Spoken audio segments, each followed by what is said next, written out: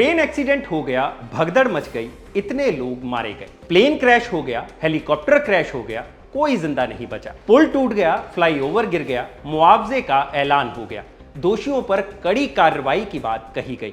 इस तरह की खबरें हम अक्सर पढ़ते हैं, लेकिन जरा याद करिए और सोचिए कि आखिरी बार कब आपने पढ़ा था कि इस तरह की घटनाओं के जिम्मेदार लोगों को सजा मिली हो। याद आए तो हमें भी बताइएगा, क्योंकि हमें तो याद नहीं आ रहा है। अभी अहमदाबाद में प्लेन क्रैश को 3 दिन भी ना हुए थे कि केदारनाथ में हेलीकॉप्टर क्रैश हो गया। सभी लोगों की मौत हो गई। 45 दिनों में ये 5वां हेलीकॉप्टर एक्सीडेंट था। बिना मौसम केंद्र और एयर ट्रैफिक कंट्रोल के धड़ल्ले से केदारनाथ में हेलीकॉप्टर उड़ाया जा रहा था। पुणे में पुल ढह गया, 4 लोगों की मौत हो गई। एक के बाद एक हादसे हो रहे हैं और जवाबदेही कोई नहीं। सवाल ये है कि आखिर हमारे देश में आम आदमी की जान इतनी सस्ती क्यों है। नमस्कार, मैं हूं भूपेंद्र सोनी और आप देखना शुरू कर चुके हैं हमारा डेली बुलेटिन खबर गांव समाचार। स्कूल में हमने पढ़ा था कि हमारा देश एक कृषि प्रधान देश है, लेकिन पिछले कुछ दिनों से जिस तरीके से एक के बाद एक खबरें आ रही हैं, ये कहने में कोई गुरेज नहीं है कि हिंदुस्तान एक हादसा प्रधान देश है। कभी कुंभ मेले में तो कभी रेलवे स्टेशन पर, कभी मंदिर तो कभी स्टेडियम में भगदड़ हो जा रही है। छुट्टियां मनाने गए लोगों पर आतंकी हमला हो गया, प्लेन क्रैश हो गया, हेलीकॉप्टर क्रैश हो गया और पुल भी ढह गया। बीते 6 महीनों में ये सब हादसे हम सब ने देखे, लेकिन एक चीज जो नहीं दिखाई दी वो है जवाबदेही। एक के बाद एक हादसे होते जा रहे हैं, मुआवजे का ऐलान कर दिया जाता है, जांच की बात भी कही जाती है, दोषियों को कड़ी सजा देने की बात भी कही जाती है, जांच कमेटी भी बना दी जाती है, जिनकी ना तो कोई रिपोर्ट पता चलती है और ना ही दोषियों पर होने वाली कोई कार्रवाई, ना ही कोई सबक लिया जाता है और ना ही कोई सुधार किया जाता है कि भविष्य में इस तरह की कोई घटना ना हो।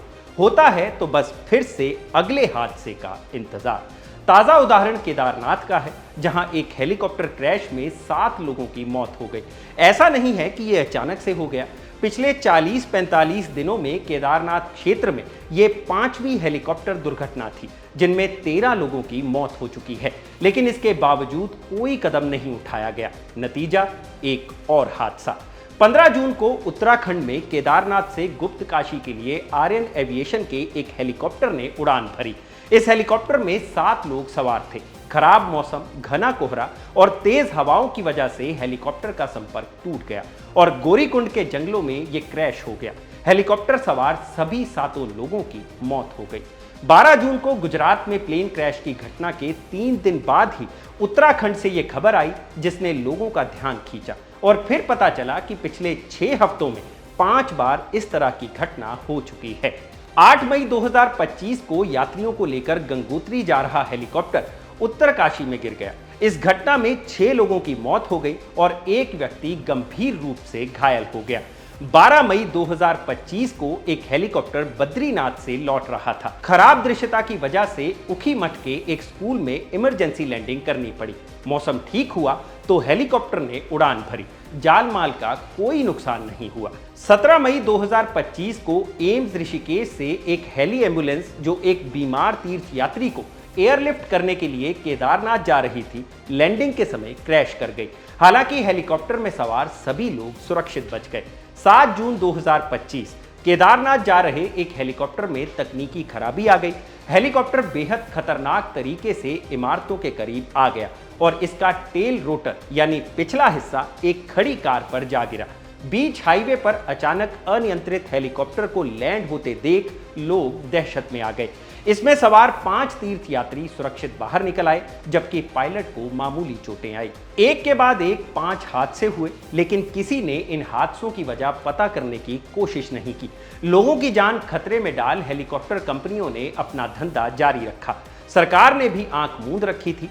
हवाई यात्रा के लिए इस इलाके को कठिन माना जाता है, लेकिन इसके बावजूद तीर्थ यात्रा के लिए उड़ानें बढ़ती ही जा रही हैं। इसके बावजूद यहां ना कोई dedicated air traffic control network है और ना ही कोई मौसम केंद्र। टाइम्स ऑफ इंडिया अखबार में छपी एक रिपोर्ट में एक पायलट बताते हैं कि केदारनाथ सेक्टर में पायलट केवल विजिबिलिटी, हवा और सहज ज्ञान के आधार पर उड़ान भरते हैं। यहां मौसम संबंधी रियल टाइम अपडेट बहुत कम होता है, जबकि मौसम अप्रत्याशित है और तेजी से बदलता है। इस क्षेत्र में हेलीकॉप्टर संचालन जोखिम भरा है। कुछ रिपोर्ट्स में यह भी दावा किया गया कि एविएशन कंपनियां मुनाफे के चक्कर में नियमों का पालन नहीं करती और खराब मौसम में भी उड़ान भरती हैं। लेकिन इन सब चीजों को नजरअंदाज किया जाता रहा। नतीजा एक और हवाई दुर्घटना। 15 जून को आर्यन एविएशन का हेलीकॉप्टर क्रैश कर गया, जिसमें सभी 7 यात्रियों की मौत हो गई। सरकार ने मुआवजे का ऐलान कर दिया है। सभी मृतकों के परिजनों को 5-5 लाख रुपए दिए जाएंगे। साथ ही केदारनाथ समेत 4 धाम यात्रा में हेलीकॉप्टर सेवाओं पर अस्थायी रोक लगा दी गई है। Uttarakhand civil aviation development authority ने डीजीसीए से क्षेत्र में एयर ट्रैफिक कंट्रोल सिस्टम स्थापित करने का अनुरोध किया है। मुख्यमंत्री पुष्कर सिंह धामी ने हेलीकॉप्टर सेवाओं की सुरक्षा और संचालन की समीक्षा के लिए तकनीकी विशेषज्ञों की एक समिति का गठन करने का निर्देश दिया। इस समिति को सख्त स्टैंडर्ड ऑपरेटिव प्रोसीजर्स यानी एसओपीज तैयार करने की जिम्मेदारी दी गई है। सीएम धामी ने निर्देश दिए कि उड़ान से पहले हेलीकॉप्टर की तकनीकी स्थिति की पूरी जांच और मौसम की सटीक जानकारी अनिवार्य की जाए। डीजीसीए ने नियमों का सख्ती से पालन और अनुभवी पायलटों की नियुक्ति पर जोर देने का निर्देश भी दिया है। मामले की जांच के लिए भी कमेटी बना दी गई है। लेकिन असल सवाल ये है कि ये सब पहले क्यों नहीं किया गया। मुनाफा कमाने के लिए कंपनियां हेलीकॉप्टर सर्विस बढ़ाती जा रही थी, खराब मौसम में भी उड़ान भर रही थी, एक के बाद एक दुर्घटनाएं हो रही थी और सरकार को, डीजीसीए को, यूसीएडीए को ये सब दिखाई क्यों नहीं दे रहा था। जानबूझकर यात्रियों की जान जोखिम में क्यों डाली जा रही थी? क्यों बड़े हादसे का इंतजार किया जा रहा था? अगर पहले ही जरूरी कदम उठाए गए होते तो क्या इन लोगों की जान बचाई नहीं जा सकती थी? पिछले 1.5 महीने में जिन 13 लोगों की जान गई है, उनके परिवार वालों को जवाब कौन देगा? आखिर आम आदमी की जान इतनी सस्ती क्यों है? और सवाल केवल उत्तराखंड सरकार से नहीं है। इसी दिन यानी 15 जून को ही महाराष्ट्र में एक हादसा हुआ। पुणे से करीब 40 किलोमीटर दूर इंद्रायणी नदी पर बना एक पुल ढह गया। जिस वक्त ये पुल ढहा, उस वक्त पुल पर 100 से ज्यादा लोग मौजूद थे। भीड़ कुछ इस तरह की थी कि पुल पर खड़े होने की जगह तक नहीं थी। चौंकाने वाली बात यह है कि करीब 30 साल पुराने इस पुल की हालत खस्ता थी। नया पुल पास हुआ था, लेकिन अभी काम शुरू नहीं हुआ था। जर्जर हो चुके पुराने पुल से वाहनों की आवाजाही बंद करने का आदेश दे दिया गया था। केवल पैदल जाने की अनुमति थी। पुल पर रुकना भी मना था। लेकिन यह सब हो रहा था और कोई रोकने वाला मौके पर मौजूद नहीं था।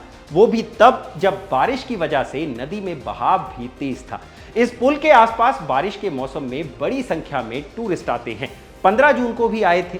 ऐसे में लोग पुल पर ना चढ़े, इसके लिए एक चेतावनी बोर्ड जरूर लगा था, लेकिन पुल पर चढ़ रहे लोगों को रोकने वाला कोई ना था, जिसका परिणाम यह हुआ कि 4 लोगों की मौत हो गई और 50 से ज्यादा लोग घायल हो गए। सवाल यह है कि क्या थोड़ी सी सावधानी से इस घटना को टाला नहीं जा सकता था? एक पुल जो कि असुरक्षित घोषित किया जा चुका था, वहां सैकड़ों लोगों की भीड़ इकट्ठी हो गई और स्थानीय पुलिस प्रशासन को इसकी भनक तक न लगी। सवाल है कि पुल असुरक्षित था तो उस पर जाने से रोकने की जिम्मेदारी किसकी थी? और पूरे राज्य में, पूरे देश में इस तरह के कितने पुल हैं? क्या कोई आंकड़ा है? क्या वहां कोई निगरानी व्यवस्था है या फिर अगली किसी दुर्घटना का इंतजार किया जा रहा है? सवाल कर्नाटक की सरकार से भी है, जहां विजय जुलूस का उत्साह भगदड़ में तब्दील हो जाता है।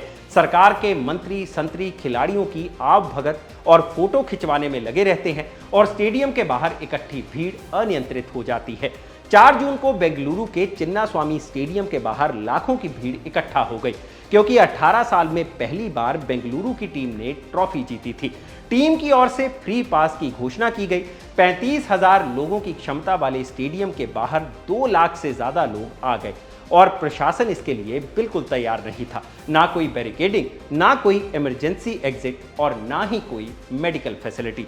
लोगों को नियंत्रित करने के लिए लाठीचार्ज करना पड़ा, जिससे भगदड़ मच गई और 11 लोगों की मौत हो गई। मरने वालों में अधिकतर 14-15 साल के बच्चे थे, जो विजेता बनकर लौटे अपने खिलाड़ियों का स्वागत करने आए थे। लेकिन अफसोस, वो अपने घर वापस नहीं लौट पाए।